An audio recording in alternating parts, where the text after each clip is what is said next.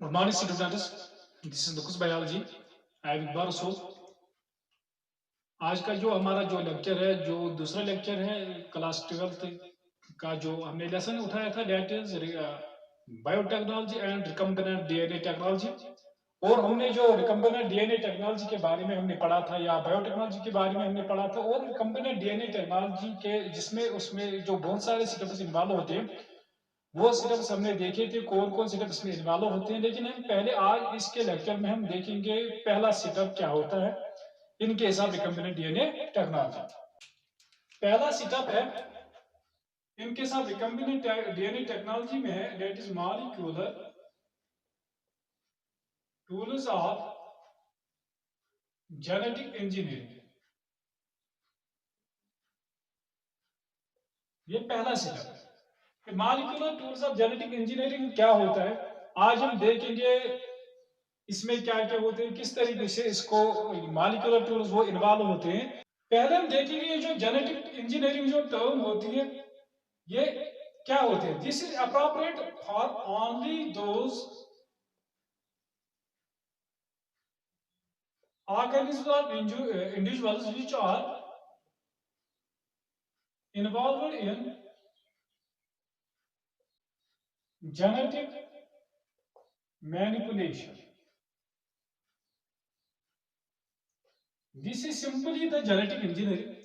यहाँ पे जो भी ऑर्गेनिज्म इन्वॉल्व हम करते हैं, जो भी इंडिविजुअल इन्वॉल्व करते हैं फॉर जीन मैनिपुलेशन के लिए, उसको हम जेनेटिक इंजीनियरिंग कहते हैं। लेकिन ये जो जेनेटिक इंजीनियरिंग जो होती है, इसमें हम क्या क्या इस्तेमाल करते हैं, यहाँ पे जेनेटिक टूल्स आर इन्वॉल्व और जेनेटिक किट, या जिसको हम जेनेटिक किट टूल्स भी कहते हैं, these are involve.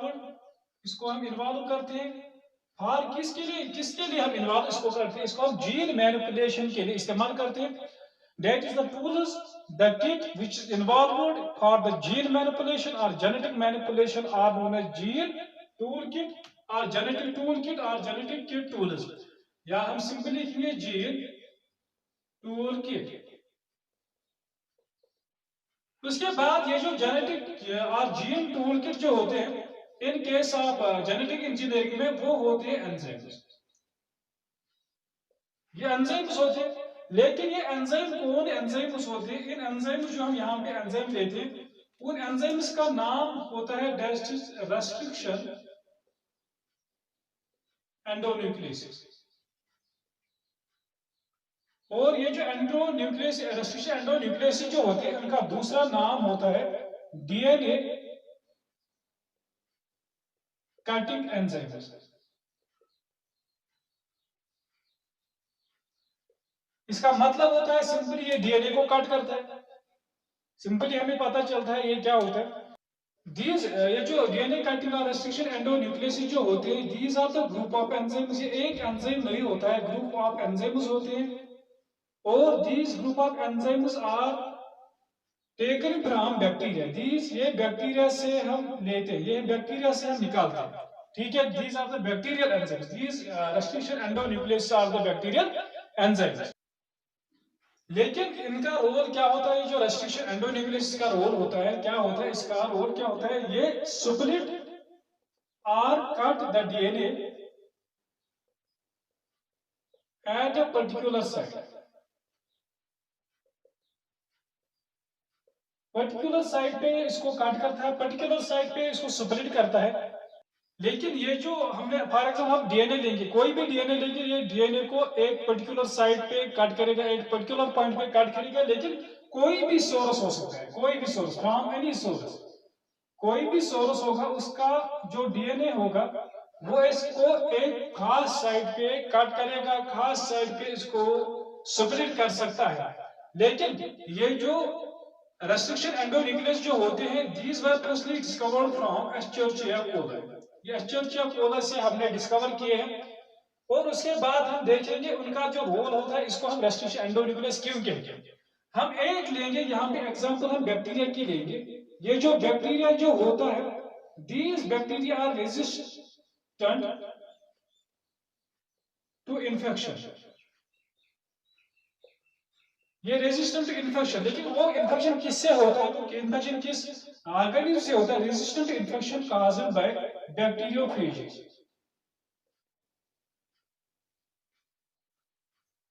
That is these are the viruses. ये वायरसेस होते हैं, लेकिन ये पर्टिकुलर वायरसेस, खास वायरसेस सिंपली बैक्टीरिया के लिए होते हैं। That means these bacteriophage are the virus which are the particular viruses for bacteria. That means this these restriction endonucleases, simply the bacteria resist shows the resistance to infection which is caused by the bacteriophages. How? ये किस तरीके से होता था?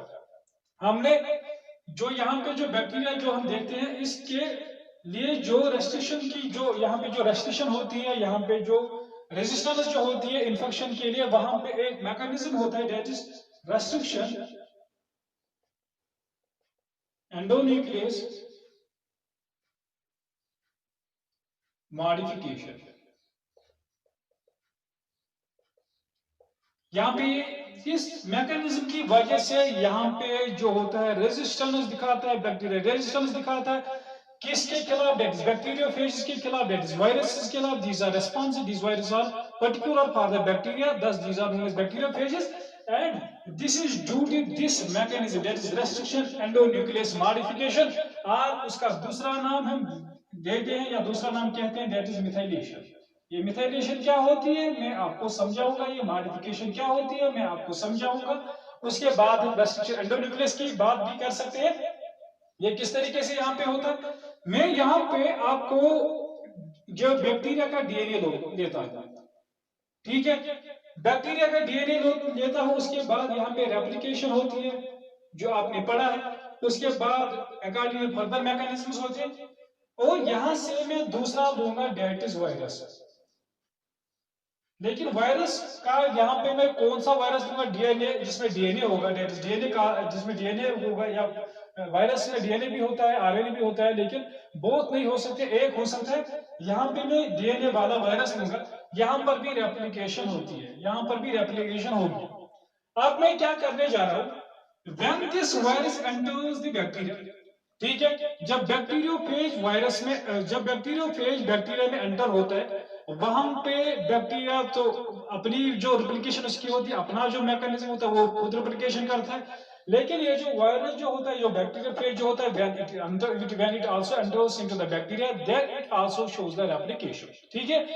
और उसके बाद क्या होता है? उसके बाद इन्फेक्शन होता है। लेकिन यहाँ पे कुछ और है, यहाँ पे क्या होता है, यहाँ पे मैं आपको समझाऊंगा। ये डीएनए जो होता है, ये पॉलीन्यूक्लियोटाइड होता है, जो आपको मैंने न्यूक्लियोटाइड के स्ट्रक्चर में मैंने आपको समझाया था, जो या आपने देखा होगा या आपको पता ही है न्यूक्लियोटाइड्स क्या होते हैं, दैट इज पॉलीन्यूक्लियोटाइड्स क्या होते हैं। मैं यहाँ पे एक डीएनए लूंगा, मैं यहाँ पे आपको समझाऊंगा। This is the DNA of bacteria, ये बैक्टीरिया का डीएनए, ठीक है। पहले मैं यहाँ पे इसको मिटाऊंगा, उसके बाद दिस इज द डीएनए, मैं डीएनए दूंगा, किसका डीएनए दूंगा? मैं बैक्टीरिया का डीएनए दूंगा। और यहाँ पे एक साइड, यहाँ पे मैं एक पॉइंट डाल, यहाँ पे मैंने एक पॉइंट हाईलाइट किया है, यहाँ पे जो डीएनए है ये भी दूसरा डीएनए, ये बैक्टीरिया का डीएनए, ये वायरस का डीएनए, इसका पॉइंट भी यहाँ पे मैं हाईलाइट करता हूँ, ठीक है। उसके बाद क्या करता हूँ मैं, जब ये डीएनए रेप्लिकेशन दिखाएगा and this two strands gets unwind, यहाँ पे अनवाइंडिंग होगी, और अकॉर्डिंग आपको रेप्लिकेशन पता होता है कि रेप्लिकेशन क्या होती है। लेकिन यहाँ पे जब रेप्लिकेशन शुरू होगी, जब रेप्लिकेशन स्टार्ट होती है, उस वक्त यहाँ पे रेस्ट्रिक्शन एंडोन्यूक्लियस मॉडिफिकेशन होती है, मिथाइलेशन होती है। ये मिथाइलेशन का मतलब क्या होता है? मिथाइलेशन का मतलब होता है मैं इसी पॉइंट पे इसको मिथाइल ग्रुप ऐड करूंगा, ठीक है। किसके डीएनए पे? बैक्टीरियल डीएनए पे मिथाइलेशन होती है, दैट इज जो न्यूक्लियोटाइड जो होते हैं, जहां एक पॉइंट यहाँ पर पॉलीन्यूक्लियोटाइड है, पर टर्मिनल पॉइंट है, एंड पॉइंट से या इंटरनल साइड पे भी किसी जगह ये मिथाइलेशन हो सकती है, या सिंपली हम मिथाइलेशन यहाँ पे करेंगे, मैं आपको समझाऊंगा बाद में। आपको पता ही है मिथाइलेशन किस तरीके से होती है, कहां पर हो सकती है, वो आपको पता है क्योंकि आपने एप्लीकेशन पढ़ी होगी। यहाँ पे मिथाइलेशन, यहाँ पे मैंने मिथाइल ग्रुप ऐड किया, लेकिन दिस साइड, ये जो साइड होती है, दिस साइड इज रेस्पॉन्सिबल, यही साइड वो साइड है जहां पे रेस्ट्रिक्शन एंडोन्यूक्लियस एक डीएनए को कट करता है, जो मैंने आपको बताया। Restriction endonucleases are the enzymes that cut the DNA at a particular site from any source. That is, this is the site and this is the site where the restriction endonuclease cut the DNA from virus, where the restriction endonuclease cut the DNA from the bacteria. These are the two sites where the splitting of the DNA occurs due to the restriction endonucleases. उसके बाद लेकिन यहाँ पे जो bacterial DNA जो होता है इसमें मिथाइलेशन होती है। दैट इज यहाँ पे जब मीथाइल ग्रुप ऐड होगा this side where the restriction endonuclease cuts the DNA is now वहां पे क्या है, वहां पे addition of the methyl group occurs, वहां पे एडिशन मीथाइल ग्रुप की होती है। जब मीथाइल ग्रुप की एडिशन होती है इसका मतलब जो होता है जो रेस्ट्रिक्शन एंडोन्यूक्लियस जो होता है वो अब इस पे एक्ट नहीं कर सकता, ठीक है, क्योंकि अब ये मॉडिफिकेशन यहाँ पे होती है। उसके बाद जो वायरल डीएनए होता है इस पे रेस्ट्रिक्शन एंडोन्यूक्लियस आएगा, ठीक है, उसको वो कट करेगा। जब ये कट हो जाएगा उसके बाद इसके इस डीएनए पे बहुत सारे साइट्स होंगे या फॉर एग्जांपल दो साइट्स लेंगे जहां पे ये रेस्ट्रिक्शन एंडोन्यूक्लियस इस डीएनए को कट कर सकता है। जब ये कट कर सकता है, जब इसको डीएनए को कट करेगा उसका मतलब जो होता है इसका मतलब जो होता है वो ये होता है कि ये रेजिस्ट करता है रेप्लिकेशन से डीएनए को, किस डीएनए को, वायरल वाले डीएनए को। That is, it resists the replication of viral DNA because it splits the DNA, because it cuts the DNA into so many parts. Thus, here it restricts the replication of the viral DNA. लेकिन यहाँ पे ये इसको restrict नहीं कर सकता, इसको restrict नहीं कर सकते। जो बैक्टीरियल का जो ओन जो ये बैक्टीरिया जो होस्ट होता है इसका जो अपना डीएनए उसको ये रेस्ट्रिक्ट नहीं कर सकता है। जब इसको रेस्ट्रिक्ट नहीं कर सकता है that means the bacterial DNA shows the normal replication process, but in case of the viral DNA the replication is halted due to the restriction endonuclease which cuts the DNA at a particular site। उसका मतलब यहाँ पे जो replication जो आगे जाने वाली है वो कंटिन्यू होगी और यहाँ पे जो रेप्लिकेशन आगे जाने वाली है वो halt होगी। and the enzymes which halt the replication of the foreign substance, which halt the replication of the virus are known as restriction endonucleases। ठीक है, समझ में आया ये रेस्ट्रिक्शन एंडोन्यूक्लियस का मतलब क्या है, समझ में आया। That is simply the restriction endonuclease which restrict the replication of the viral DNA, that is simply bacteria। फिर जो आपने एक एक्सपेरिमेंट यहाँ पे लिया है these are known as restriction endonucleases। उसके बाद जो हमने रेस्ट्रिक्शन एंडोन्यूक्लियस जो हमने यहाँ पे दिए हैं रेस्ट्रिक्शन एंडोन्यूक्लियस, उसका हम नॉमेनक्लेचर देखने जा रहे हैं कि नॉमेनक्लेचर क्या होता है। नॉमेनक्लेचर ऑफ रेस्ट्रिक्शन एंडोन्यूक्लियस, इनका नॉमेनक्लेचर क्या होगा। This nomenclature is one of the important for the restriction endonuclease. हम यहाँ पे एक एग्जांपल लेंगे, उसी से हम सीखेंगे कि इसमें क्या होता है। ये जो नॉमेनक्लेचर होता है रेस्ट्रिक्शन एंडोन्यूक्लियस का वो किस तरीके से होता है। पहले हम एक नेम लेंगे, एक एग्जांपल से मैं आपको समझाऊंगा। दैट इज ECORI, आई नहीं फर्स्ट, ठीक है, ECOR इको आर और ई कॉर फर्स्ट। इसका मतलब क्या होता है, हम नॉमेनक्लेचर देखने जा रहे हैं। ये नॉमेनक्लेचर का मतलब यहाँ पे मैं आपको समझाऊंगा। ये जो ई जो वर्ड है इसका मतलब है एस्चेरिचिया। ये जो एस्चेरिचिया है दिस वर्ड, ये जो एस्चेरिचिया ये कहां से आया, दिस इज फॉर, ये जीनस नेम है।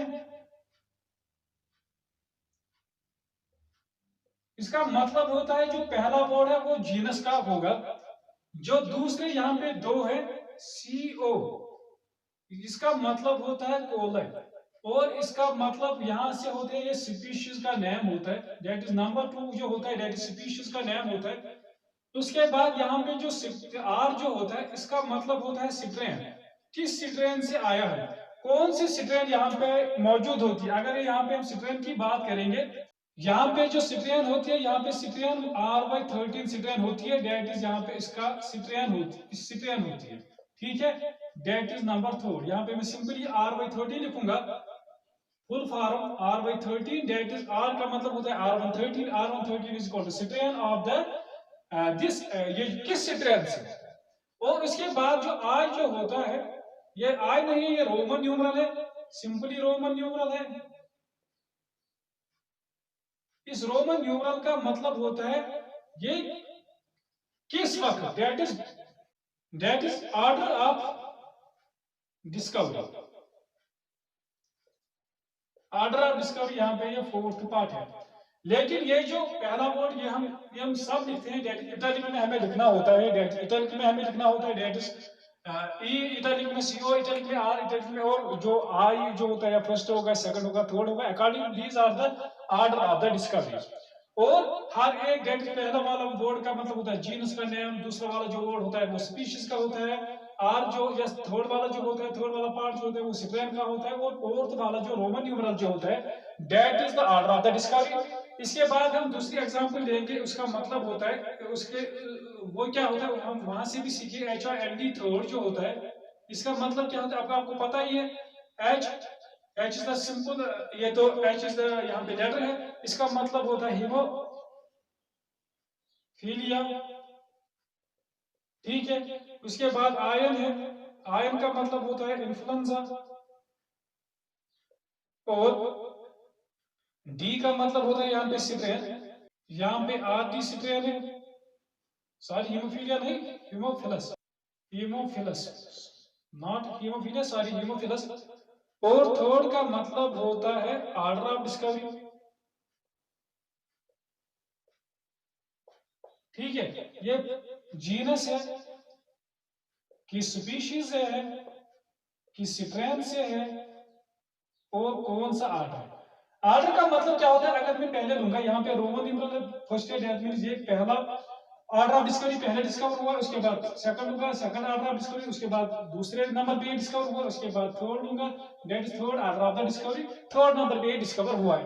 These are the order of the discoveries of the various types of the, जो भी हम एंडोन्यूक्लियस के जो जितने भी एंडोन्यूक्लियस जो होते हैं उनका नॉमेनक्लेचर आपको ऐसे ही याद रखना है। पहला वाला वर्ड जीनस का होता है, दूसरा वाला स्पीशीज का होता है, तीसरा वाला स्पेन का होता है, चौथा वाला होता है that is order of the discovery, किस ऑर्डर पे ये डिस्कवर हुआ है। This the simply nomenclature of the restriction endonuclease. Nomenclature के बाद हम देखेंगे यहाँ पे जो हमने रेस्ट्रिक्शन एंडोन्यूक्लियस दिए हैं,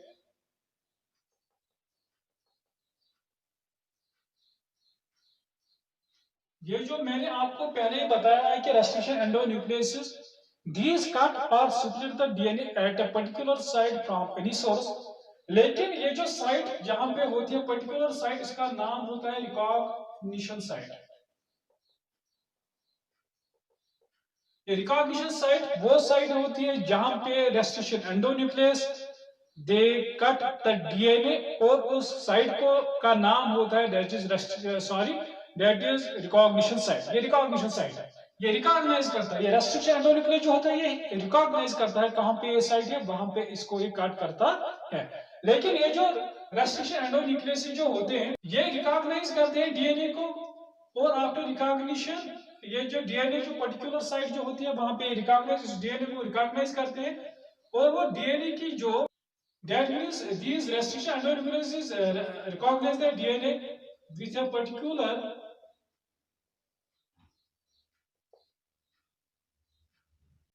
sequence of 4 to 8 nucleotides or nucleotide and cleaves। इसका मतलब क्या होता है, अगर ये डीएनए में ये जो रेस्ट्रिक्शन एंडोन्यूक्लियस जो होते हैं ये रिकॉग्नाइज करता है, रेस्ट्रिक्ट यहाँ पे कट कर सकता है, जहाँ पे डीएनए को स्प्लिट कर सकता है, it recognises that particular site, DNA में वो पर्टिकुलर साइट है। लेकिन वो पर्टिकुलर साइट जो पर्टिकुलर सीक्वेंस जो होती है, इसमें जो सीक्वेंस होती है न्यूक्लियोटाइड की सीक्वेंस जो वहां पे होती है, जो आपको न्यूक्लियोटाइड जो आपने पढ़ा है, और वो पर्टिकुलर सीक्वेंस इसमें कितने न्यूक्लियोटाइड हो सकते हैं, 4 4 to 8 न्यूक्लियोटाइड उसमें हो सकती है। फॉर एग्जांपल यहाँ पे मैं ये दूंगा जिससे डीएनए, यहाँ पे डीएनए इसमें unlimited number of the nucleotide that is polynucleotide, और यहाँ पे यहाँ से यहाँ तक इसको कट करता है, यहाँ पे this is the recognition site, मैं आरसी यहाँ पे दूंगा that is recognition site. And इसके ये जो रिकॉग्निशन साइट जो होती है इसमें कितने न्यूक्लियोटाइड्स हो सकते हैं, इसमें 4 to 8 न्यूक्लियोटाइड सीक्वेंस हो सकती है। 4 to 8 यहाँ पे न्यूक्लियोटाइड्स होते हैं, और उसको वो कट करता है, उसको वो डीएनए से निकालता है, और जब ये निकालता है that is simply that is role of the recognition, that is simply role of the restriction endonuclease.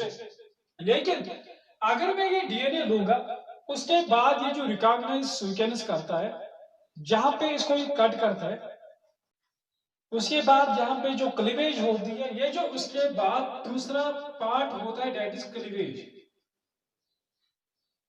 DNA को उसने ये यहाँ पे इसको काट किया, दैट मीन उसके बाद ये क्लीव करता है, डीएनए को क्लीव करता है। लेकिन ये जो क्लीवेज होती है, क्लीवेज पैटर्न जो होता है, वो किस तरीके से यहाँ पे हो सकता है, क्लीवेज पैटर्न किस तरीके से यहाँ पे हो सकता है। लेकिन यहाँ पे जो क्लीवेज पैटर्न जो होता है, अगर हम देखेंगे रेस्ट्रिक्शन एंडोन्यूक्लियस के बहुत सारे टाइप्स होते हैं, लेकिन यहाँ पे हमें रेस्ट्रिक्शन एंडोन्यूक्लियस का सेकंड वाला टाइप होगा। इसके बहुत सारे टाइप्स होते हैं, रेस्ट्रिक्शन एंडोन्यूक्लियस के टाइप्स होते हैं, वो हम अपने लेक्चर में जहाँ पे ये हो गया रेस्ट्रिक्शन एंडोन्यूक्लियस जो होते हैं, जो हमने इसके टाइप्स पढ़ने हैं, वो हम वहाँ पे देखेंगे। लेकिन यहाँ पे मैं सेकंड वाला पोर्शन होगा that is restriction endonuclease part second, जो हम mostly which is involve in the laboratories, जो हम लेबोरेटरीज में इस्तेमाल करते हैं। ये कट करता है, जब लेबोरेटरी में इस्तेमाल इसको करते हैं, ये कट करता है डीएनए को एट ए रिकॉग्निशन साइट। जहां पे रिकॉग्निशन साइट होती है वहां पे ये इसको डीएनए को कट करता है, that is simply restriction endonuclease second जो होता है, this cut is the DNA at A recognition site. और यहाँ पे हम जो बहुत सारे जो यहाँ पे जो पैटर्न्स होंगे, क्लीवेज के पैटर्न्स होंगे, वहां पे जो एग्जांपल्स होंगे वो हम देखेंगे आगे इसी लेक्चर में, देखेंगे वो किस तरीके से होते हैं। बिफोर वी प्रोसीड है, हम यहाँ पे अब जब यहाँ पे मैं डीएनए, जब मैंने यहाँ पे एक डीएनए लिया, यहाँ पे मैं दूसरा डीएनए लूंगा, यहाँ पर भी कट हो सकता है, यहाँ पे मैं तीसरा डीएनए लूंगा, यहाँ पे भी इस तरीके से कट हो सकता है। लेकिन ये जो कटिंग होगी, यहाँ पे जो स्प्लिटिंग होगी, यहाँ पे जो फ्रेगमेंट्स जो निकल, यहाँ पे जो स्प्लिटेड पार्ट जो होंगे वो बाहर निकल आएंगे। यहाँ पे जो अकॉर्डिंग टू जो पार्ट्स होंगे जो रेस्ट्रिक्शन एंडोन्यूक्लियस की वजह से यहाँ से कट हुए हैं, और उनके जो फॉर एग्जांपल जो यहाँ पे एक दिया, दूसरा दिया, तीसरा दिया, वहां से जो कट वाले पोर्शन जो होते हैं उनके पास हमने दो टाइप्स लिए, depending upon the ends, depending upon the ends which have taken from the which have taken from the DNA, which have taken from the DNA which has been cutted by the restriction endonucleases। वहां पे दो किस्म के and होते हैं, एक होता है ब्लंट एंड और दूसरा होता है स्टिकी एंड। ये मतलब क्या होता है, फिर से समझाऊंगा मैं आपको। इसका मतलब क्या होता है, इसका मतलब ये होता है कि ये डीएनए है, ये डीएनए है, ये डीएनए है, ये डीएनए, ये डिफरेंट सोर्सेस है। लेकिन ये जो पॉइंट क्लीवेज का पॉइंट, इसमें रिकॉग्निशन साइट यहाँ पे, इसको रिकॉग्निशन साइट यहाँ पे, या इसमें रिकॉग्निशन साइट यहाँ पे, इसमें रिकॉग्निशन साइट यहाँ पे है फॉर एग्जांपल, या इसको मैं ऊपर रखूंगा, यहाँ पे इसकी रिकॉग्निशन साइट है। और उसके बाद यहाँ पे मैं जो रेस्ट्रिक्शन एंडोन्यूक्लियस डालता हूँ, इस पे भी रेस्ट्रिक्शन एंडोन्यूक्लियस, इस पे भी, इस पे भी, और इससे भी। ये जो रेस्ट्रिक्शन एंडोन्यूक्लियस सेकंड मैंने यहाँ पे क्यों लिया, because we use this restriction endonuclease second in the laboratory. So this restriction endonuclease cleaves this DNA at this site, and this portion is taken out from this DNA, and this restriction endonuclease cuts this DNA at this point, and this portion is taken out from this DNA, and this restriction endonuclease cuts this DNA at this point, and this portion is taken out from the DNA. Also, similar is the case with this. That means there are the 1, 2, 3, 4 वहां पे jar fragments जो बनते हैं, jar fragments जो splitting जो होती है वो बाहर आते हैं, और ये जो फ्रेगमेंट्स होते हैं इसके एंड अब होंगे, ये जो एंड होंगे ये डिपेंडिंग अपॉन द एंड्स, इसमें भी एंड क्रिएट होंगे, जो डीएनए में उसमें भी एंड क्रिएट होंगे, जो फ्रेगमेंट निकलेगा वो किस तरीके से निकलेगा उसमें भी वो एंड क्रिएट होगा, इसमें भी एंड क्रिएट होंगे। एक का नाम होता है ब्लड एंड और दूसरे का नाम होता है स्टिकी एंड। ये ब्लड एंड क्या होता है और स्टिकी एंड क्या होता है वो हम अब देखेंगे इस एंड्स क्या होते हैं। अब यहाँ पे लेंगे डेट इज ब्लड एंड का मतलब क्या होता है, स्टिकी एंड का मतलब क्या होता है। मैं यहाँ पे पहले एक एग्जांपल दूंगा, डेट इज यहाँ पे मैं गार्निन, एडनिन, एडनिन, थायमिन, साइटोसिन, और ये जो एंडिस होते हैं ये फ्री होते हैं, डेट इज 5 न्यूक्लियोटाइड्स होते हैं। गार्निन का अपोजिट है साइटोसिन, एडनिन का अपोजिट है थायमिन, एडनिन का अपोजिट है थायमिन, और थायमिन का एडनिन, और साइटोसिन का गार्निन, ये these two ends are free, ठीक है। और इनके दरमियान आपको पता ही है, इनके दरमियान हाइड्रोजन बॉन्डिंग है, this is the hydrogen bonding here, this is the hydrogen bonding, hydrogen bonding, hydrogen bonding and hydrogen. And उसके बाद में यहाँ पे दूसरी सीक्वेंस लूंगा, मैं यहाँ पे दूसरी सीक्वेंस लूंगा, गानिन है, उसके बाद मैं एडनिन लूंगा, थायमिन लूंगा, एडनिन लूंगा, थायमिन और साइटोसिन। इस गानिन का अपोजिट क्या होगा? साइटोसिन होगा। एडनिन का थायमिन, इस थायमिन का एडनिन, इस एडनिन का थायमिन, इस थायमिन का एडनिन और इस साइटोसिन का गानिन। ये आपने सीखा होगा, लास्ट ईयर आपने सीखा होगा ये न्यूक्लियोटाइड सीक्वेंस किस तरीके से बन जाते हैं। These are the hydrogen bonds. उसके बाद ये जो मैंने दो सीक्वेंस लिए हैं, ये मैंने एक ही ऑर्गेनिज्म से लिए, दैट इज एस्चेरिचिया कोलस से हमने लिए। और यहाँ पे हम देखेंगे किस तरीके से यहाँ पे जो रिकॉग्निशन साइट जो होती है वो किस तरीके से कहाँ पे होती है। अगर हम पहले वाले, ये फर्स्ट वन है और ये सेकंड वन है, अगर हम पहले वाले को जो सीक्वेंस होती है यहाँ पे जो रिकॉग्निशन साइट जो होती है वो यहाँ पे डीएनए में होते हैं, लेकिन डीएनए के दो सीक्वेंस होती है, एक सीक्वेंस है, ये दूसरा सीक्वेंस है। अगर हम इस ऊपर वाले सीक्वेंस में जो देखेंगे यहाँ पे एक रिकॉग्निशन साइट है और नीचे वाले सीक्वेंस में यहाँ पे रिकॉग्निशन साइट है। और अब उसके बाद जो काट होगा वो काट इस तरीके से होगा, दिस पोर्शन अलग होगा और ये पोर्शन अलग होगा। इसी तरीके से अगर हम इसमें देखेंगे, इसमें जो पोर्शन, इसमें जो रिकॉग्निशन साइट जो होती है वो कहाँ पे होगी वो हम देखेंगे। इसमें इस फर्स्ट वाले फर्स्ट वाले सीक्वेंस में यहाँ पे होगी और सेकंड वाले सीक्वेंस में यहाँ पे होगी। दैट मींस काट इसी तरीके से होगा, ये वाला पोर्शन अलग होगा और ये वाला पोर्शन अलग होगा। अब यहाँ पे जो मैंने देखे हैं, यहाँ पे two types of ends are created. In this one type of end is created, in this one type of end is created. यहाँ पे क्या होगा, यहाँ पे अगर हम जो यहाँ पे एंडोन्यूक्लियोसिस की वजह से यहाँ पे ये कट जो होता है वहां पे पैलिंड्रोमिक सीक्वेंस होती है। ये पैलिंड्रोम क्या होता है? ये पैलिंड्रोम वो वर्ड होता है जो हम लिखते हैं, मैं समझाऊंगा, मैडम, MADAM।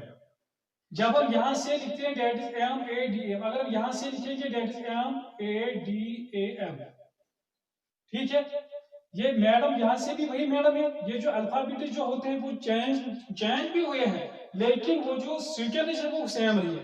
एम पहला था, यहाँ पे भी पहला है, सेकंड ए था, यहाँ पे भी सेकंड ए है, डी थर्ड था, डी थर्ड है, ए फोर्थ है, ए फोर्थ है, एम फोर्थ है, एम फोर्थ है। या दूसरा जो है रेफर है, REFER। पहला अगर हम आर लिखेंगे REFER, ठीक है, ये भी पैलिंड्रोम है।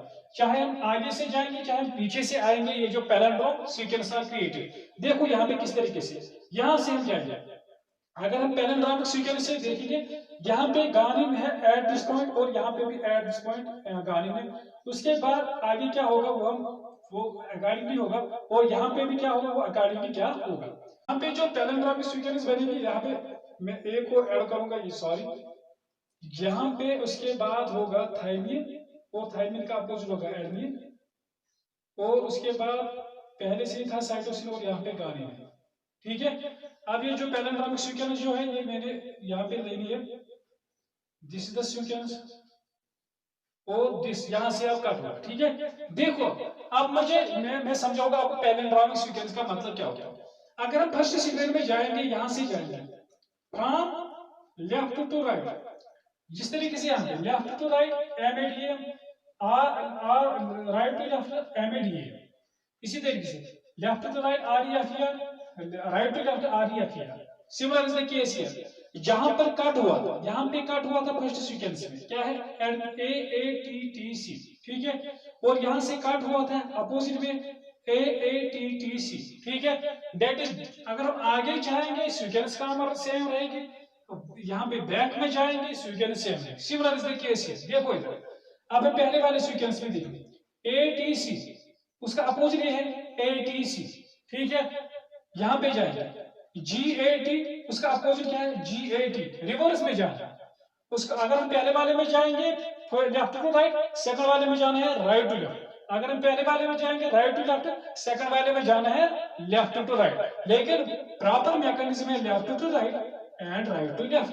पहले वाले में लेफ्ट टू राइट, दूसरे वाले में right to left. This is the palindromic sequence in case of that is now two ends are created. यहाँ पे दो एंड क्रिएट होते हैं, एक ये एंड और दूसरा ये एंड।